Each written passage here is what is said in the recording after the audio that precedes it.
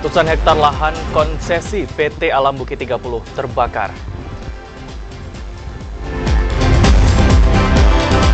Dana hibah pengawasan pemilu dan pilkada Kabupaten Sarolangun hanya 9,9 miliar rupiah. Kepala BPSDM Provinsi Jambi Mukti resmi dilantik sebagai pejabat Bupati Merangin.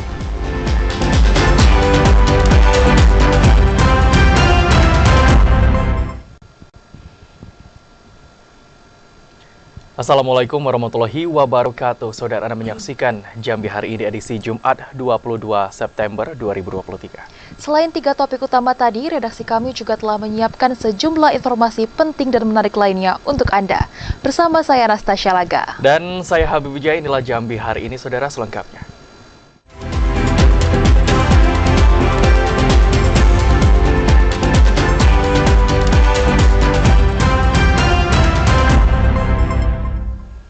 Informasi pertama pada Jambi hari ini, Saudara, Badan Penanggulangan Bencana Daerah Kabupaten Tebo menyampaikan selama musim kemarau terdapat sekitar 100 hektar lahan terbakar di konsesi PT Alam Bukit 30.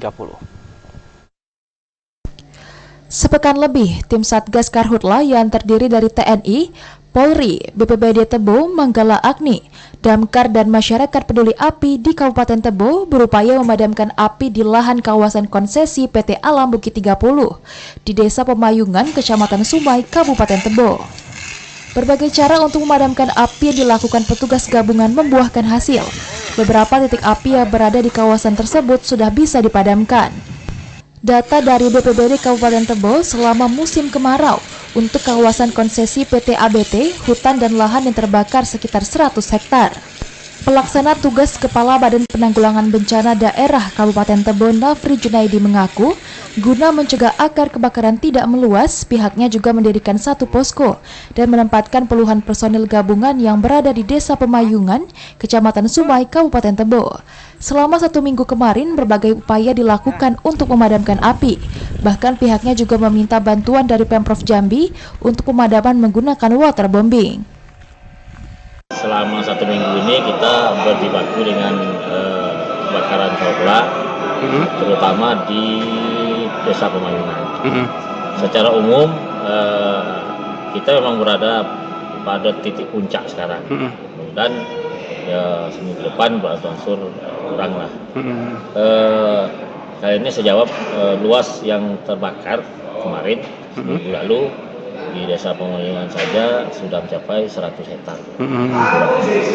Kalau titik hotspot kita sudah 252.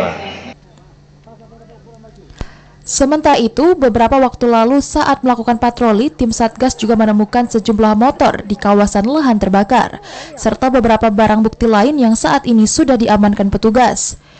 Intizam, TVRI Jambi melaporkan.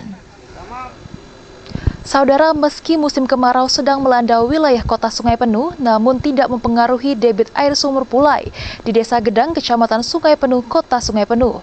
Sumur Pulai tidak pernah kering dan dimanfaatkan oleh warga untuk memenuhi kebutuhan air bersih. Musim kemarau yang melanda wilayah kota Sungai Penuh membuat masyarakat mengalami kekeringan, serta kesulitan mendapatkan ketersediaan air bersih. Namun berbeda dengan air Sumur Pulai yang berlokasi di Desa Gedang, Kecamatan Sungai Penuh, Kota Sungai Penuh. Airnya yang bersih dan jernih tidak pernah kering ataupun menyusut meski kemarau melanda. Sehingga banyak masyarakat yang memanfaatkan air Sumur Pulai untuk kebutuhan sehari-hari. Meski air Sumur Pulai merupakan milik salah seorang warga setempat, namun masyarakat dapat mengambil air secara gratis. Ini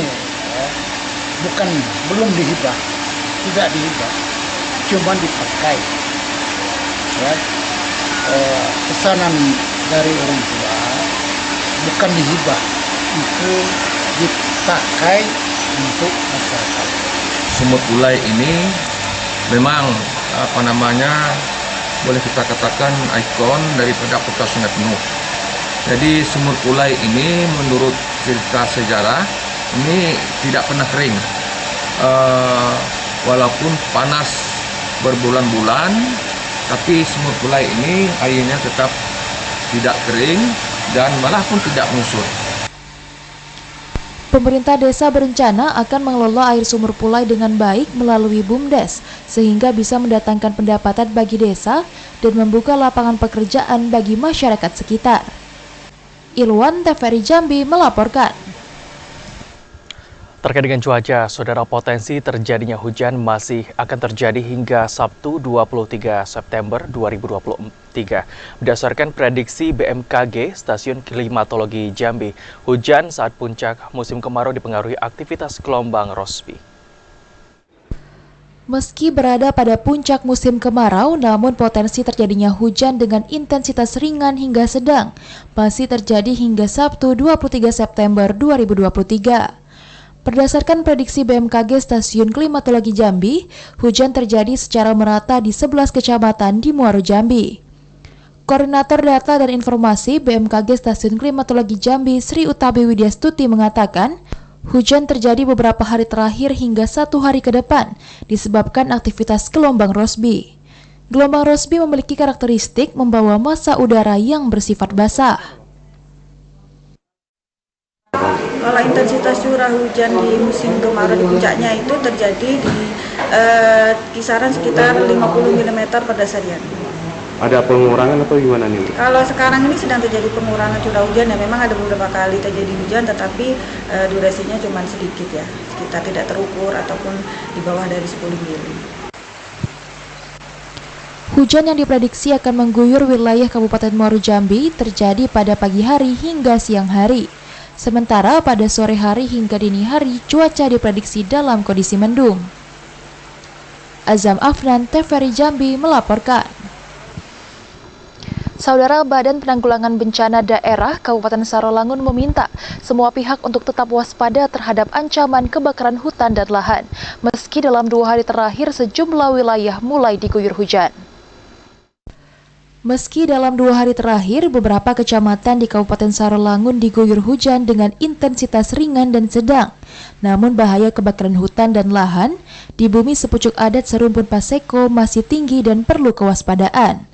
Kepala Bidang Kedaruratan dan Logistik Badan Penanggulangan Bencana Daerah Pemerintah Kabupaten Sarolangun, Yan Aswadi mengatakan, dalam beberapa hari terakhir cuaca di Kabupaten Sarolangun terlihat mendung. Bahkan sebagian kecamatan sudah diguyur hujan dengan intensitas sedang, namun sebagian kecamatan masih dilanda kemarau. Berdasarkan informasi dari BMKG, puncak musim panas di Kabupaten Sarolangun akan terjadi di akhir bulan September ini. Sementara bulan Oktober diperkirakan akan memasuki musim hujan. Kecamatan mereka tadi Batu Lapan, sudah ada di Kecamatan Pelawan juga ada. Depannya mungkin masih di puncak daripada kemarau. Memang masih ada di selingi hujan. Mungkin puncak daripada musim kemarau ini di bulan September. Tim Satgas Karhutla terdiri dari TNI Polri, BPBD, dan Manggala Agni serta Damkar akan terus melakukan pemantauan di sejumlah wilayah yang masuk dalam zona rawan Karhutla. Edi Kusnadi, TVRI Jambi melaporkan. Kita ke sorotan terkait karhutlah. Saudara, dalam rangka mengantisipasi meningkatnya karhutlah di tengah musim kemarau, pemerintah Provinsi Jambi meminta pemerintah daerah kabupaten kota untuk serius meningkatkan upaya pencegahan kebakaran hutan dan lahan di wilayahnya masing-masing.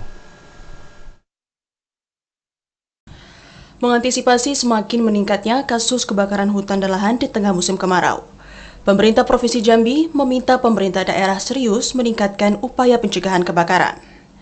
Apalagi saat ini luasan lahan yang terbakar sudah mencapai 680,33 hektar. Sekretaris Daerah Provinsi Jambi, Sudirman mengatakan, kewaspadaan dini munculnya titik api di daerah akan memaksimalkan penanganan karhutla. Sosialisasi dan langkah cepat Pemda untuk sedini mungkin meminimalisir kebakaran akan mendorong masyarakat ikut mewaspadai terjadinya karhutla. Keseriusan pencegahan karhutla harus dilakukan seluruh pemerintah daerah, mengingat semakin tingginya potensi kebakaran saat cuaca panas. Penanganan maupun pengendalian kebakaran yang dilakukan pemerintah Provinsi Jambi bersama Satgas Karhutla Provinsi lebih difokuskan pada daerah gambut. Pemerintah daerah bersama Satgas setempat didorong untuk meningkatkan kewaspadaan dini terhadap potensi munculnya titik api di wilayahnya masing-masing, agar penanganan dan pengendalian karhutla lebih maksimal. Kita lebih fokus kemarin ya lebih fokus untuk penanganan kita di lahan gambut ya. Personil kita dari Satgas provinsi itu difokuskan pada lahan-lahan gambut. Jadi penanganan pada lahan-lahan mineral sebenarnya didominasi nanti ya, mohon optimal peran dari kabupaten kota ya, terutama BPBD-nya gitu ya, termasuk Satgas ya. Karena di masing-masing kabupaten juga ada Satgas, ada BPBD. Mohon bisa bekerja sama untuk menangani itu ya. Berdasarkan data BPBD Provinsi Jambi, dari total 680,33 hektar luas karhutla, 607 hektar terjadi di lahan mineral. Sementara 73,33 hektar sisanya terjadi di lahan gambut. Saat ini hanya 2 daerah yang bebas dari karhutla, yakni Kota Sungai Penuh dan Kabupaten Kerinci. Rindi Arta, TVRI Jambi melaporkan. Informasi lainnya, Saudara, Basarnas Jambi menggelar simulasi penyelamatan korban menggunakan metode vertical rescue.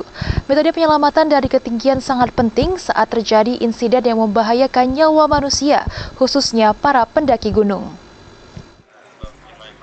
Badan SAR Nasional Jambi menerima laporan adanya seseorang yang jatuh saat proses pembersihan instalasi gas di salah satu gedung pada Kamis sore. Petugas langsung mengerahkan tim menuju lokasi. Setelah menggali informasi mengenai kondisi korban, petugas langsung memasuki area gedung. Korban yang jatuh di kedalaman 30 meter dievakuasi menggunakan metode vertical rescue. Petugas menjemput korban menggunakan tali. Setelah 2 jam, korban berhasil dievakuasi. Insiden ini merupakan simulasi penyelamatan menggunakan metode vertical rescue. Proses simulasi ini disaksikan langsung Direktur Kesiapsiagaan dan Bina Operasi Basarnas Pusat, Agus Haryono. Vertical rescue dibutuhkan bagi SAR Jambi karena geografis Jambi yang sebagian pegunungan. Metode penyelamatan tersebut juga dibutuhkan saat proses evakuasi pendaki yang jatuh ke jurang. Kita fokuskan untuk bagaimana kita dapat melaksanakan operasi SAR dengan kemampuan-kemampuan untuk pertolongan korban yang mengalami kondisi kedaruratan di medan-medan ketinggian seperti di bangunan, kemudian di hutan, gunung, dan lain sebagainya, yang itu pada saat pertolongannya memerlukan kecepatan dan ketepatan dalam penanganan. Diharapkan personel SAR Jambi mampu menggunakan metode ini saat penyelamatan korban untuk insiden yang membahayakan nyawa manusia. Ari Haryono, TVRI Jambi melaporkan.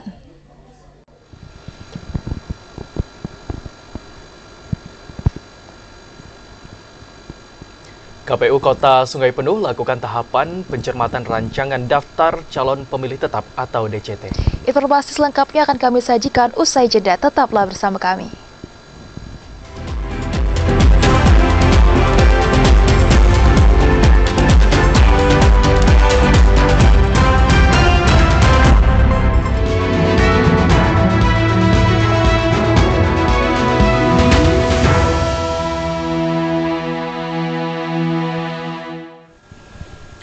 Saudara, Anda menyaksikan Jambi hari ini dalam segmen menuju pemilu 2024. Bawaslu Kabupaten Sarolangun telah mengajukan dana hibah pilkada sebesar 12 miliar rupiah. Namun dari jumlah tersebut hanya terrealisasi sebesar 9,9 miliar rupiah karena terbatasnya APBD Sarolangun. Badan Pengawas Pemilu atau Bawaslu Kabupaten Sarolangun telah mengajukan bantuan dana hibah kepada pemerintah Kabupaten Sarolangun. Pagu awal yang diajukan sebesar 12 miliar rupiah. Namun setelah dilakukan rasionalisasi, disepakati hanya 9,9 miliar rupiah. Namun kesepakatan tersebut baru secara lisan belum disahkan. Ketua Bawaslu Kabupaten Sarolangun Mudrika mengatakan, proses pengajuan dana hibah pengawasan pemilu kada tahun 2024 telah dilakukan beberapa pengurangan anggaran oleh tim anggaran pemerintah daerah atau TAPD. Meski begitu, jumlah yang sudah disetujui belum dibahas di Banggar DPRD Sarolangun. Sementara Bawaslu sudah melakukan revisi rencana anggaran biaya, menyesuaikan dana dan kekuatan APBD Kabupaten Sarolangun 2024. Anggaran dana hibah untuk pilkada yang diajukan oleh Bawaslu Kabupaten Sarolangun kepada Bupati Sarolangun itu secara lisan sudah disepakati 9,9 M. tapi belum dibahas di Banggar. Artinya ini belum pasti tetap di 9,9 atau masih bisa perubahan, itu belum tahu.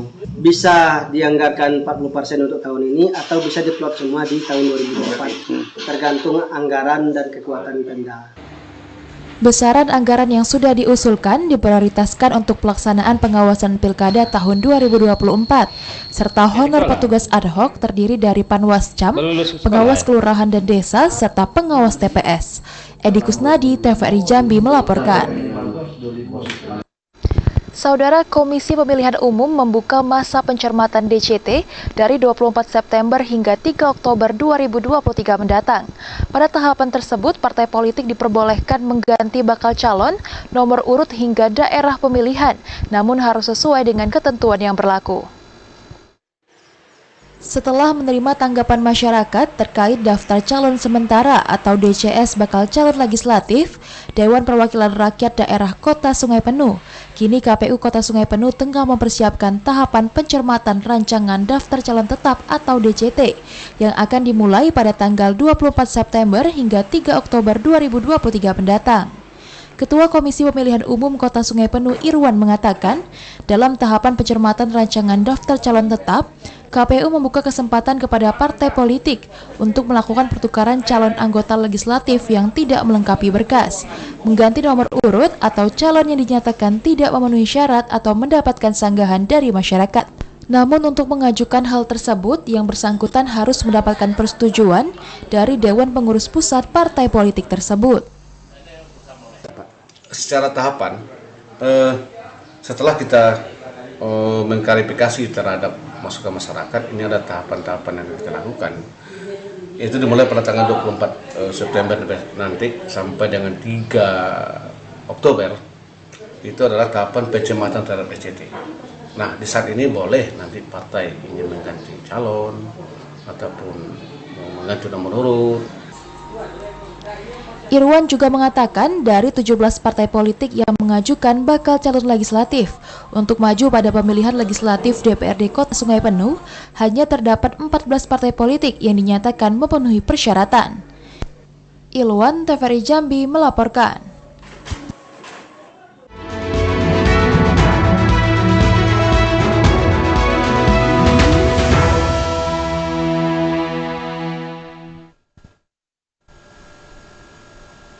Ditetapkan berdasarkan Surat Keputusan Menteri Dalam Negeri tertanggal 7 September 2023, Gubernur Jambi Al-Haris resmi melantik Kepala BPSDM Provinsi Jambi Mukti sebagai penjabat Bupati Kabupaten Sarolangun.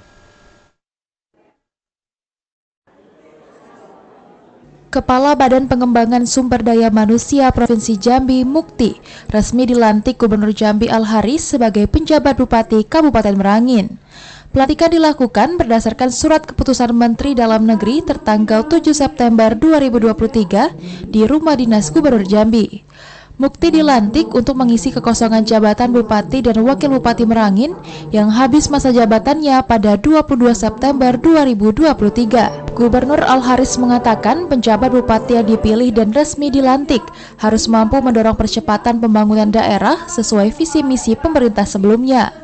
Selain menjalankan program pembangunan daerah, pejabat Bupati Merangin juga harus mampu menyukseskan berbagai program nasional yang bergulir di daerah, mulai dari penanganan inflasi, stunting, serta mampu menjaga suasana kondusif daerah dan menjamin kelancaran penyelenggaraan pemilu dan pilkada serentak tahun 2024. Gubernur menekankan berdasarkan ketentuan yang dikeluarkan Kemendagri, masa jabatan PJ Bupati ditetapkan paling lama 1 tahun dengan opsi perpanjangan. Pagi hari tadi telah berlangsung pelantikan penjabat Bupati Merangin.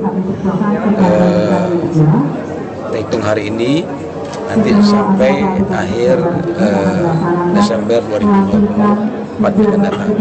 Nah, tentu kita berharap penjabat Bupati yang dilantik ini melanjutkan semua proses pemerintahan dengan baik. Itu yang pertama. Yang kedua, tugas yang kedua adalah bagaimana dia mampu untuk menciptakan situasi yang kondusif, yang aman, yang nyaman dan persiapkan pemilu serentak 2024 dengan baik. Gubernur Al-Haris berharap penjabat Bupati Merangin terpilih yang ditetapkan pemerintah pusat mampu menjalankan tugas dengan efektif dan efisien untuk menyelesaikan berbagai persoalan di daerah dengan membangun komunikasi yang baik bersama masyarakat. Randy Arta, TVRI Jambi melaporkan. Sorotan lainnya, Saudara, Dekan Fakultas Adab dan Humaniora UIN STS Jambi melakukan audiensi dengan Kepala TVRI Stasiun Jambi pada Jumat pagi. Audiensi tersebut untuk membahas rencana kerjasama antara UIN STS Jambi dan TVRI Stasiun Jambi.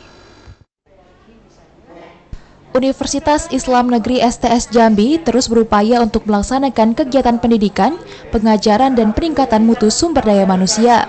Salah satunya menjalin kerjasama dengan berbagai pihak termasuk TVRI Stasiun Jambi yang merupakan lembaga penyiaran publik. Pada audiensi UIN STS Jambi dan TVRI Jambi, dibahas rencana kerjasama yang akan dilakukan oleh kedua belah pihak. Di antaranya, kegiatan magang mahasiswa UIN STS Jambi di TVRI Stasiun Jambi untuk menambah wawasan para mahasiswa. Tak hanya itu, UIN STS Jambi dan TVRI Stasiun Jambi juga saling berkolaborasi menghadirkan program siaran yang memberi dampak positif bagi masyarakat Jambi. Hari ini sengaja mendatangi TVRI untuk beraudiensi dengan pihak TVRI yang disambut baik oleh Kepala TVRI tadi. Rencana ke depan kami ingin melanjutkan dan meningkatkan kerjasama yang selama ini sudah berlangsung, tetapi untuk tahun ini berakhir dan insya Allah follow up kerjasama ini nanti secara intens kita lakukan sesuai dengan program-program yang ada di TVRI yang ada kaitannya dengan program Fakultas Adab dan Humaniora yang mempunyai 4 prodi. Pertama adalah Sejarah Peradaban Islam, Bahasa dan Sastra Arab, Sastra Inggris, dan Ilmu Perpustakaan. Kepala TVRI Stasiun Jambi Raden Sarjono mengapresiasi rencana kerjasama yang dilakukan UIN dengan TVRI Jambi. TVRI Jambi sebagai lembaga publik membuka dan memberikan ruang bagi masyarakat dan lembaga pendidikan untuk bekerja sama sebagai bentuk pelayanan publik. Titi, Janu, TVRI Jambi melaporkan. Kantor Pelayanan Perbendaharaan Negara KPPN Jambi menggelar sosialisasi penilaian kinerja JF-APK APBN dan JFPK APBN. Kantor Pelayanan Perbendaharaan Negara atau KPPN Jambi menggelar sosialisasi penilaian kinerja jabatan fungsional, analisis pengelola keuangan, anggaran pendapatan dan belanja negara atau JF-APK APBN dan Jabatan Fungsional Peranata Keuangan, Anggaran Pendapatan dan Belanja Negara atau JFPK APBN di Aula KPPN Jambi Jumat 22 September 2023. Sosialisasi dilakukan sehubungan dengan diterbitkannya Permen Pan RB nomor 1 tahun 2023 dan Peraturan BKN nomor 3 tahun 2023. Kepala KPPN Jambi Muhammad Firbana mengatakan, kegiatan sosialisasi terkait penilaian kinerja pejabat fungsional APBN yang semula dilakukan oleh KPPN saat ini diserahkan secara penuh kepada Kementerian Lembaga atau KL atau Satker tempat pejabat fungsional berkedudukan. Pada tanggal 1 hingga 31 Agustus 2023, atasan langsung sudah dapat menilai kinerja pejabat fungsional melalui e-Jafung. Berdasarkan monitoring evaluasi atau MONEV yang dilakukan KPPN Jambi, masih ditemukan penilaian kinerja JF yang belum sesuai dengan Permen Pan RB nomor 1 tahun 2023 dan PRBKN nomor 3 tahun 2023, serta pencantuman IKI mandatori sebagaimana yang telah disampaikan pada awal tahun belum sepenuhnya digunakan JF pada SKP-nya.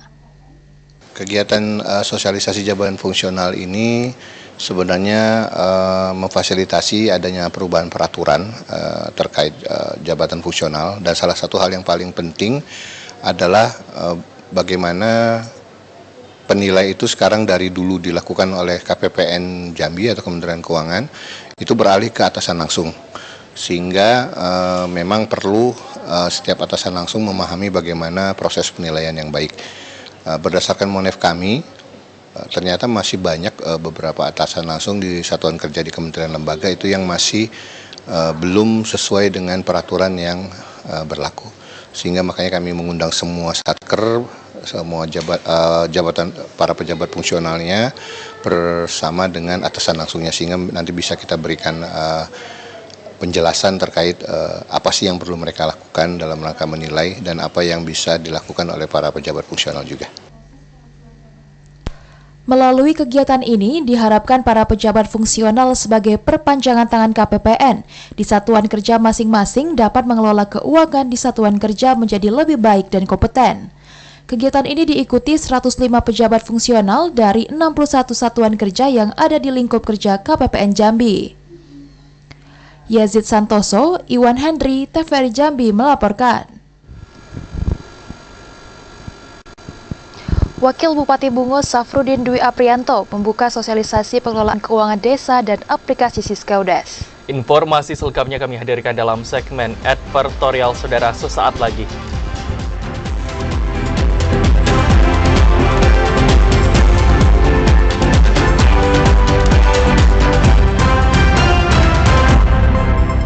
Terima kasih saudara, Anda masih bersama kami di Jambi hari ini dalam segmen advertorial.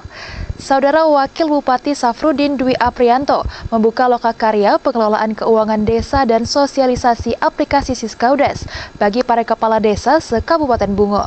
Safrudin Dwi Aprianto mengimbau Datuk Rio agar mengelola keuangan desa sesuai aturan.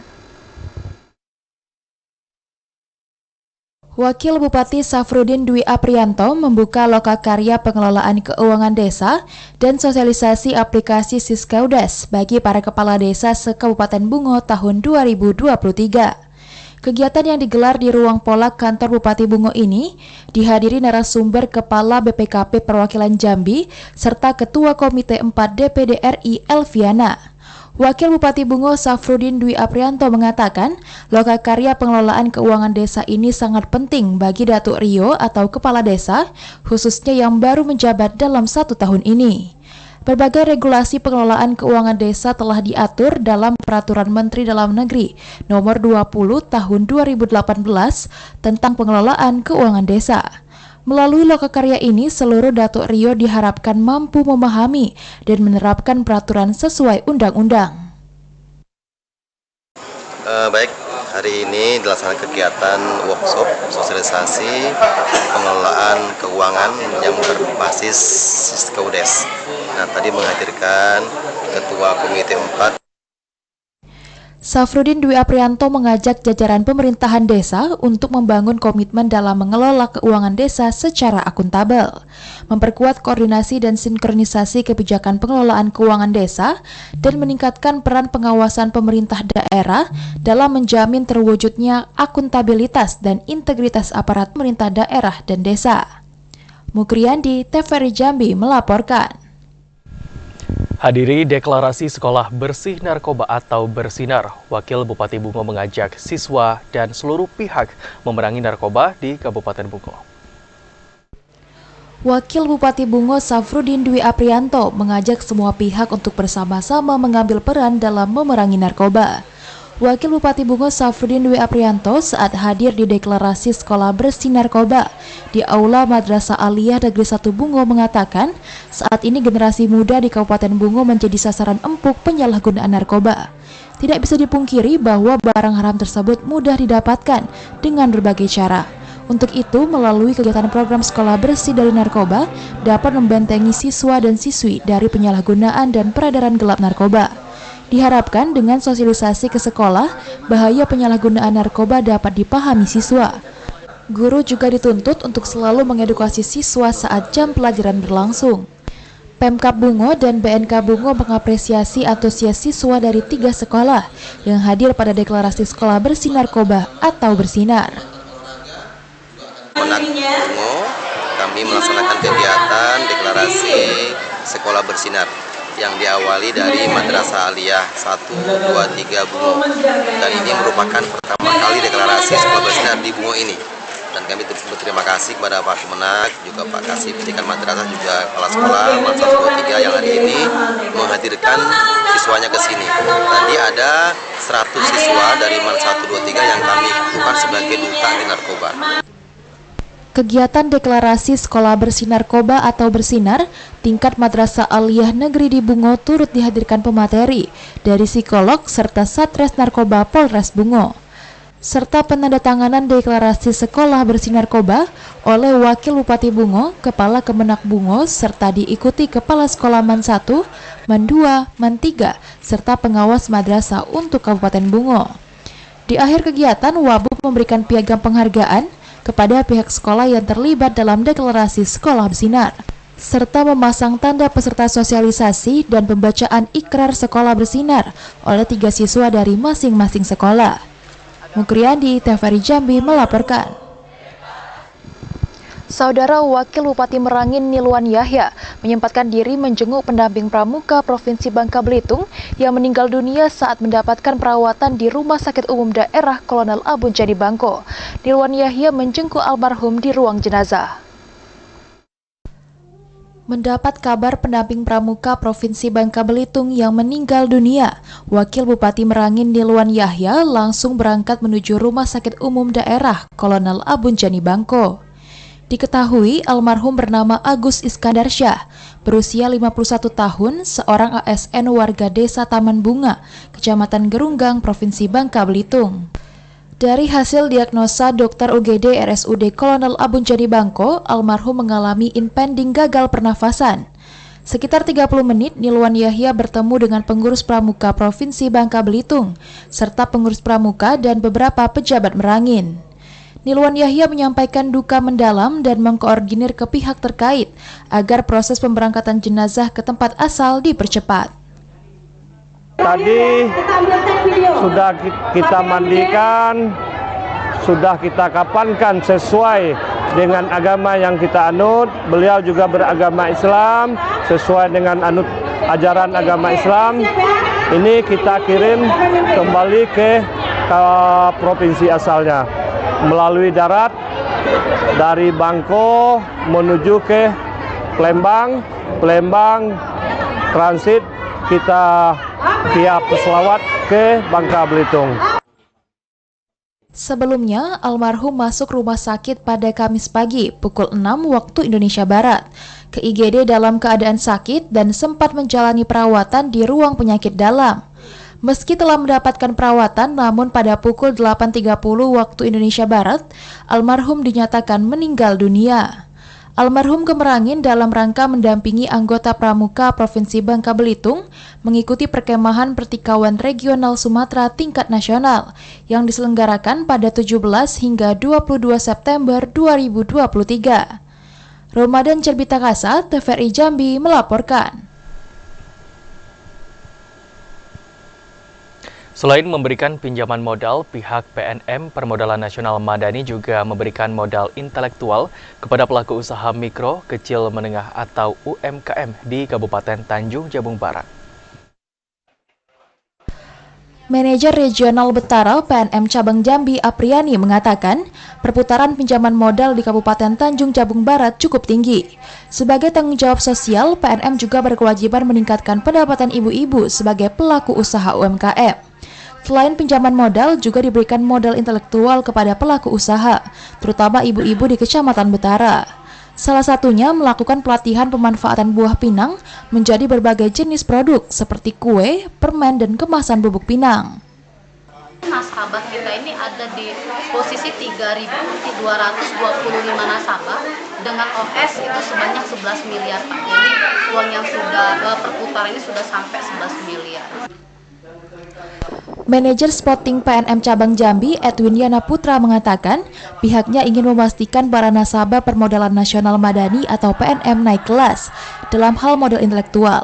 Melalui pelatihan ini, ibu-ibu dapat menerima ilmu dan meningkatkan pendapatan.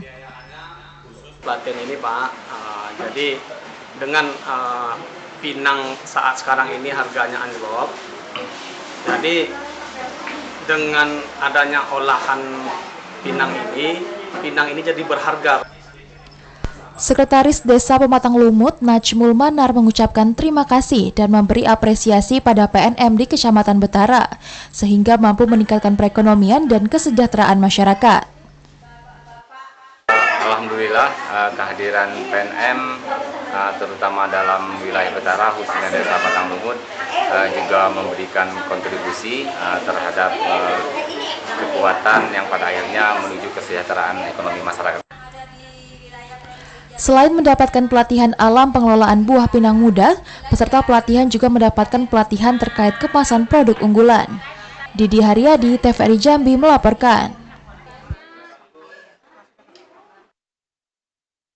Saudara, memperingati Hari 68, pemerintah Desa Teluk Rendah Pasar, Kecamatan Tebo Ilir, Kabupaten Tebo, menggelar Festival Kebudayaan Melayu Jambi. Kegiatan yang dibuka PLT Bupati Tebo ini berlangsung selama 2 hari. Bertempat di lapangan bola kaki Teluk Rendah Pasar, pembukaan Festival Budaya Melayu Jambi dalam rangka memperingati HUT ke-68 Desa Teluk Rendah Pasar, Kecamatan Tebo Ilir, Kabupaten Tebo berlangsung meriah. Kegiatan yang dibuka PJ Bupati Tebo Aspan ini turut dihadiri ratusan masyarakat Teluk Rendah Pasar. Kepala Desa Teluk Rendah Pasar Halidi mengatakan, Festival Budaya Melayu Jambi ini bertujuan untuk melestarikan adat istiadat Melayu Jambi dan memberikan pengetahuan dan pemahaman kepada generasi muda tentang budaya Melayu Jambi. Festival Budaya Melayu Jambi ini digelar selama 2 hari dan diisi dengan berbagai jenis perlombaan. Festival budaya, kami ingin melestarikan adat istiadat di pucuk jalan di dan di luar. PJ Bupati Tebo Aspan mengapresiasi pemerintah Desa Teluk Rendah Pasar yang menggelar Festival Budaya Melayu Jambi dalam rangka memperingati HUT Desa. Budaya Melayu Jambi harus terus dilestarikan agar tidak tergerus arus modernisasi budaya asing. Ini atas nama pemerintah daerah Kabupaten Tebo mengucapkan selamat kepada seluruh warga Desa Teluk Rendah Pasar atas ulang tahun yang ke-68 ini. Selanjutnya, atas nama pemerintah juga kami memberikan apresiasi kepada kepala desa, perangkat desa, dan masyarakatnya. Pembukaan Festival Budaya Melayu Jambi ini turut mempertunjukkan nyanyian lagu daerah dan tarian daerah oleh para pelajar Teluk Rendah Pasar.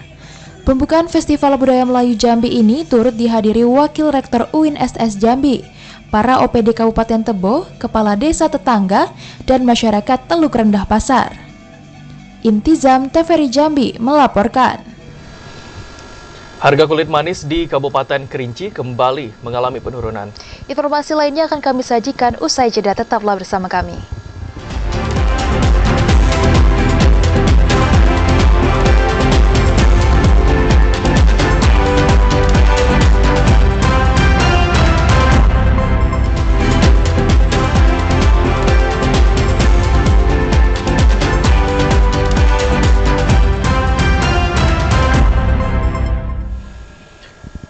Terima kasih saudara, Anda masih menyaksikan Jambi hari ini. Polres Moro Jambi kembali membongkar praktik jual beli sabu dengan nilai lebih dari 800 juta rupiah. 3 pelaku diamankan merupakan residivis dengan kasus yang sama. 3 orang pelaku jual beli sabu yang diamankan Polres Moro Jambi merupakan bandar narkotika yang sudah sering keluar masuk penjara dengan perkara yang sama. 3 pelaku diamankan di rumah kontrakan yang berada di Desa Kasang Solo, Kecamatan Kumpe Ulu, berat 644,5 gram, dengan nilai mencapai Rp837.915.000. Polisi juga menyita alat timbangan dan handphone. Para pelaku dijerat Undang-Undang Narkotika dengan ancaman hukuman 20 tahun penjara. Kapolres Moro Jambi AKBP Muharman Arta mengatakan, sebelumnya yang diamankan berjumlah 5 orang, namun yang ditetapkan sebagai tersangka hanya 3 orang. 2 orang lainnya hanya sebagai pembeli dan dilakukan rehab sesuai ketentuan. Untuk jalurnya, pengakuan para tersangka memang narkotika ini dari jalur Lapas Jambi ya. Dari jalur Lapas Jambi untuk pemilik barang atau bandarnya masih belum bisa kami ungkapkan, masih kami kembangkan. Untuk pengirimannya memang mereka memakai sistem sel atau sistem ranjau. Sejauh ini, Polres Muaro Jambi belum bisa mengungkapkan siapa bandar besar dari kasus peredaran narkotika jenis sabu tersebut. Dari pengungkapan kasus ini, ada 3.233 jiwa yang berhasil diselamatkan dari penyalahgunaan narkotika. Azam Afnan, TVRI Jambi, melaporkan. Saudara Gubernur Jambi Al-Haris menyerahkan bantuan bedah rumah program Dumisake untuk 559 unit rumah warga. Penyerahan bantuan itu akan dilaksanakan pada peringatan Hari Perumahan Nasional tingkat Provinsi Jambi tahun 2023. Gubernur Jambi Al-Haris resmi menyerahkan bantuan bedah rumah program Dumisake tahun 2023 untuk 559 unit rumah warga. Bergulirnya bantuan yang ditandai dengan penyerahan secara simbolis kepada sejumlah penerima akan dilakukan pada peringatan Hari Perumahan Nasional atau Hapernas tingkat Provinsi Jambi tahun 2023. Setiap penerima mendapatkan bantuan 20 juta rupiah untuk melaksanakan kegiatan bedah rumah. Alokasi anggaran itu langsung disalurkan ke rekening penerima agar segera dapat dimanfaatkan. Gubernur Al-Haris mengatakan alokasi bedah rumah melalui program Dumisake diberikan untuk membantu masyarakat dalam mewujudkan terpenuhinya rumah yang layak huni. Berdasarkan data Dinas Perkim Provinsi Jambi, sekitar 11.000 rumah tidak layak huni yang masih membutuhkan bantuan. Selain diupayakan secara bertahap pada anggaran tahun 2024, pengentasan rumah tidak layak huni di Provinsi Jambi akan diusahakan melalui bantuan dari para pengusaha. Sejauh mana kita melihat bahwa masih banyak teman-teman kita yang belum punya rumah atau rumah hanya ada tapi tidak layak huni lagi. Nah, maka bedah rumah Dumisake ini kita coba memberikan itu pada mereka meskipun kita akui jumlahnya belumlah sempurna, belumlah seperti yang diharapkan. Tadi kita dapat info tadi masih ada 11.000 lagi jumlah rumah yang layak dibedah. Nah, kita akan dorong nanti 2024 ini dan mengundang teman-teman dari para pengusaha-pengusaha Jambi, perusahaan Jambi, saya kira untuk kita minta bantu berapa mereka bisa menyumbang untuk bedah rumah ini. Hingga saat ini baru 1.155 unit rumah yang telah mendapatkan program bedah rumah dari pemerintah Provinsi Jambi sejak tahun 2022. Dari jumlah itu, 596 unit mendapatkan bantuan pada tahun 2022 dan 559 unit lainnya pada tahun 2023 yang tersebar di 11 kabupaten kota. Randy Arta, TVRI Jambi, melaporkan. Kita ke informasi lainnya, saudara. Harga kulit manis di Kabupaten Kerinci mengalami penurunan. Penurunan harga kulit manis ini dipengaruhi kurangnya permintaan dari dalam dan di luar negeri. Harga kulit manis di Kabupaten Kerinci kembali mengalami penurunan. Penurunan ini disebabkan kurangnya permintaan, serta tidak lancarnya masalah keuangan dari penyedia kulit manis. Salah seorang pengepul atau pedagang kulit manis, Siardin, mengatakan, saat ini harga kulit manis mengalami penurunan yang signifikan. Sebelumnya, kulit manis hitam basah jenis KA dijual dengan harga Rp25.000 per kilogram. Kini turun menjadi Rp13.000 hingga Rp12.000 per kilogram. Sedangkan jenis KB basah sebelumnya Rp13.000 hingga Rp15.000 per kilogram, turun menjadi Rp7.000 hingga Rp8.000 per kilogram. Menurunnya harga kulit manis yang terjadi sejak 1 bulan lalu itu membuat para pedagang tidak mau memasok kayu manis. Dulu harga Rp25.000, sekarang sudah Rp13.000. Jenis apa? Itu bagian KA-nya. Kalau KB-nya sekarang sudah jatuh harganya Rp7.000, Rp8.000, tapi basah kan. Siardin berharap harga kulit kayu manis di Kabupaten Kerinci kembali normal, sehingga dapat membantu perekonomian para petani. Ilwan, TVRI Jambi, melaporkan. Saudara, informasi tersebut menjadi penutup perjumpaan kita dalam Jambi hari ini. Terima kasih atas perhatian dan kebersamaan Anda. Saya Habib Wijaya. Dan saya Rastasya Laga bersama seluruh kerabat Wijaya bertugas pamit undur diri. Wassalamualaikum warahmatullahi wabarakatuh dan sampai jumpa.